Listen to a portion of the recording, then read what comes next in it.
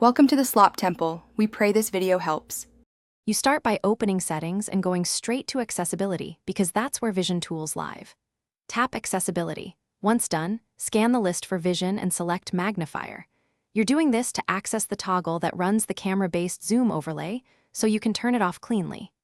Make sure your iPad is unlocked and not in guided access because that can block changes. If you use a screen reader, VoiceOver will read items aloud as you navigate the menu.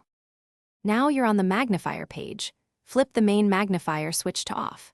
This stops the feature from launching with the side or home button shortcut. You're disabling camera-based zoom and controls to prevent accidental pop-ups while using apps. If a confirmation or camera permission prompt appears, accept or deny according to your preference, then return to confirm the toggle stayed off. Once switched, test the shortcut briefly to verify it no longer opens Magnifier. Finish by checking the accessibility shortcut so Magnifier won't open with a triple click. Go to Accessibility right arrow Accessibility shortcut and uncheck Magnifier if present. This prevents accidental activation even when the main toggle is off. If the feature still appears, restart the iPad to clear cache settings. That often resolves stuck toggles.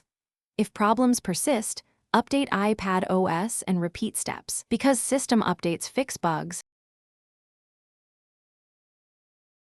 Thanks for watching. Consider subscribing if we helped you.